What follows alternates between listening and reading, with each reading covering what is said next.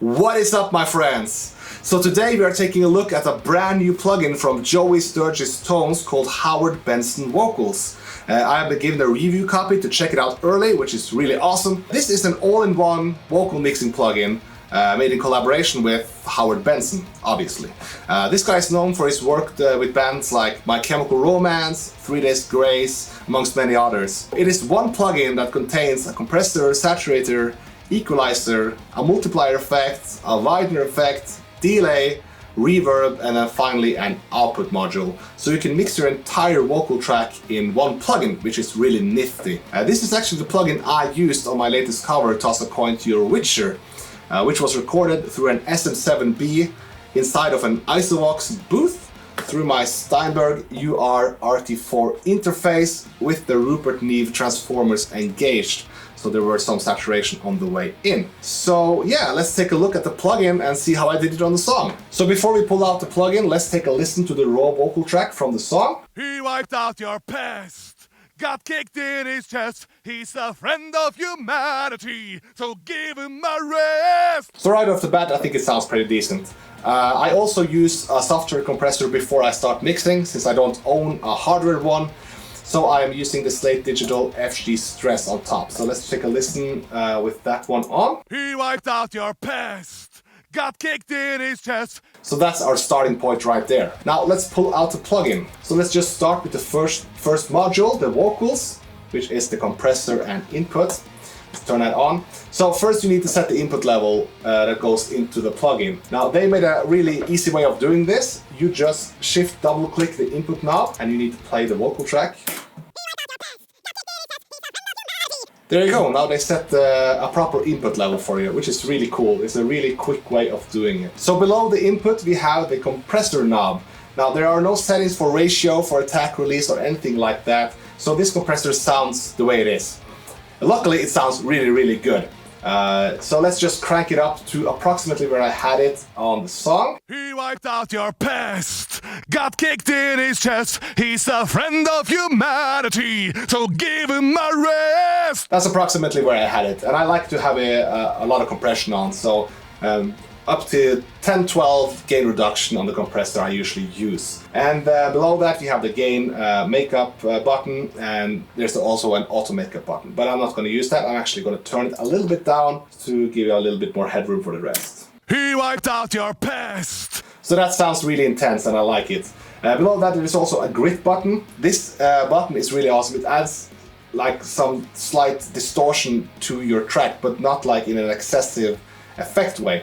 But I'm not going to use it on the clean vocals, so we will get back to that when we get to the screaming vocals.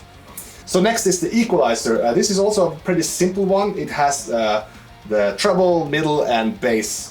And then you have the bell knobs for a wider spectrum when you are making your adjustments. So let's just start with the top. Usually I like to add some crispiness to the top, around 8,000 hertz. Let's see how this sounds.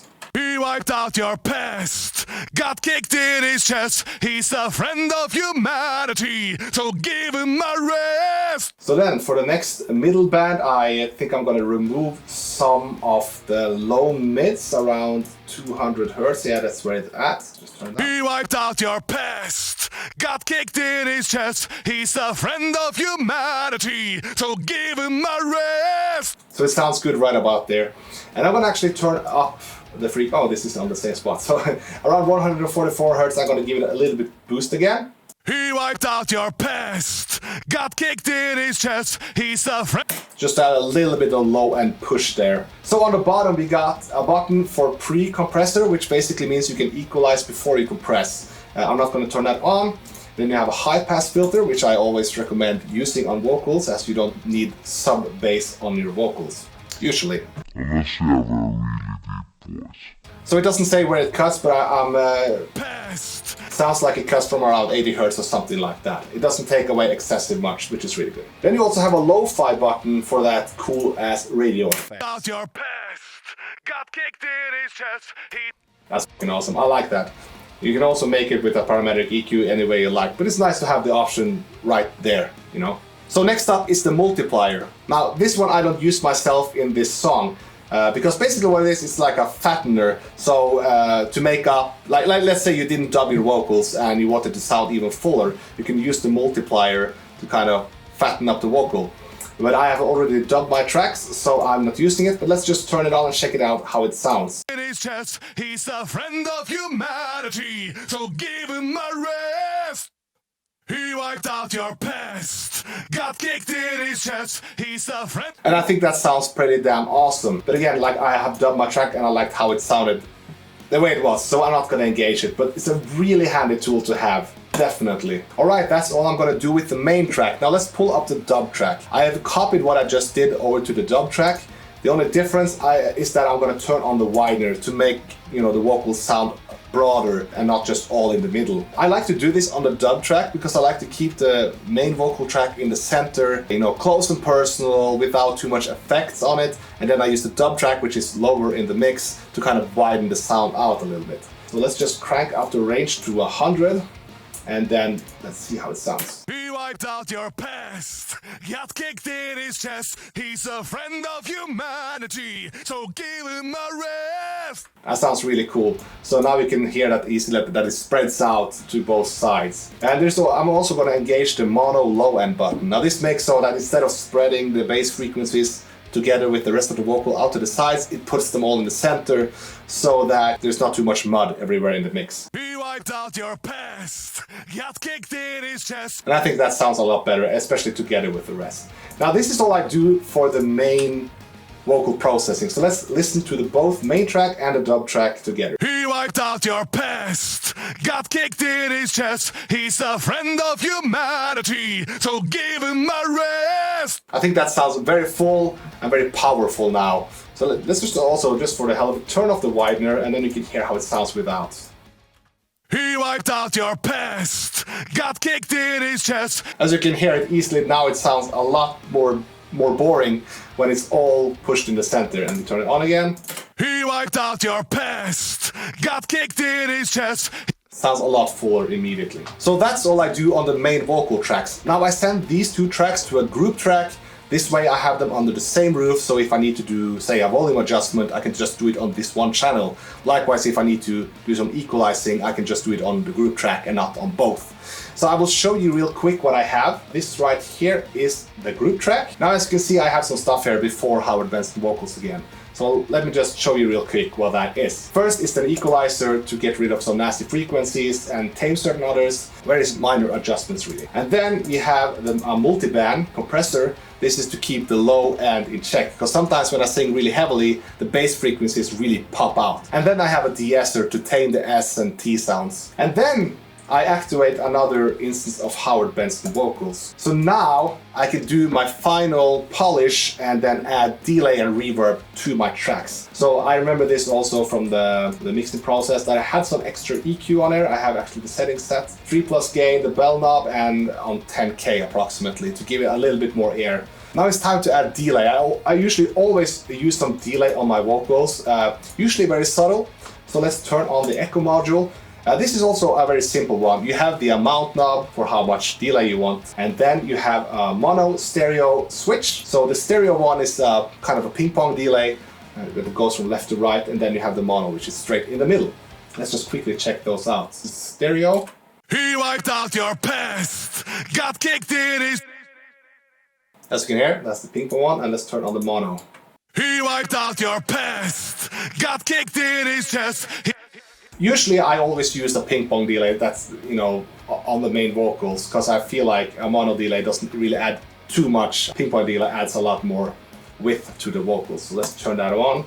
And I remember having it on about 20% there. Here you have the knob to change the time signature. I have it synced. You can also turn that off and put it to whatever you like. So I have it synced to 1.4, and then you have a lo-fi button on the end, which is the same as on the equalizer. It makes like this radio lo-fi effect. So I can turn it on, one off. He wiped out your past, got kicked. But you can easily hear that now I feel the delay is just disturbing the rest of the vocals. But with the lo-fi engaged, it gives a little bit more depth and sounds a little bit bigger. He wiped out your past, got kicked in his chest. Almost always low pass the high frequencies on the delay.